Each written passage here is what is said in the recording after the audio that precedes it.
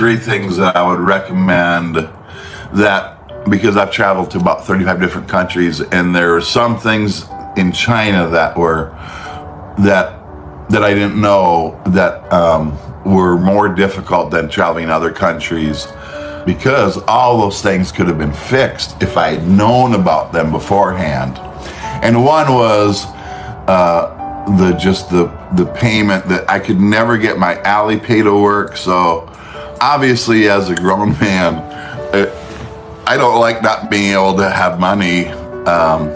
So I actually went and did exchange money, and I should have done it at the airport. I used to do it in every country I went to. I should have just used a credit card. That's the best way I used to take out money, was use a credit card in an ATM and then get money from the country. You know what, and I always travel with a little bit of, cash for emergencies. So I went and exchanged some cash. It took 2 hours at a bank. So I would have done that differently. In fact, I guess taken 2 days. 2 hours isn't bad. I know, but I could have done it at the airport probably in 2 minutes or 10 minutes. So I don't know, but I would. And they always say they don't use cash, so they take Alipay. The only place that took credit cards are probably more expensive or high-end restaurants and shopping malls, but they're, things are more expensive there. But I like to shop where the common people shop, because the prices are much better.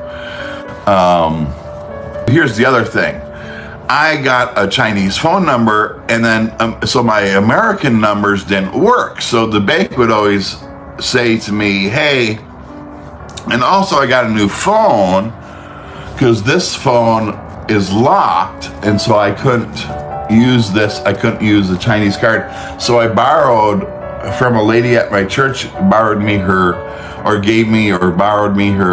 old iPhone. So then I got a new phone number on the iPhone. So basically, my banks had no way to contact me, and I had no way to contact them. So the Alipay said, okay, please contact your bank, or enter a code, but I didn't have. So the phone thing I would have made sure I had done differently or fixed. And then the money thing, and there was one other thing, I would have tried to figure out a way to learn DD. So, because DD is kind of, I guess, like Uber or Lyft. So it's a service where you can punch in. So, and I don't know if they have English versions of it. And then I don't know how I would learn how to use DD, but I would probably have spent more time to figure that out. Because not being able to go wherever you want was difficult for me, and then not being able to buy any, like a can of pop or a cup of coffee, whatever.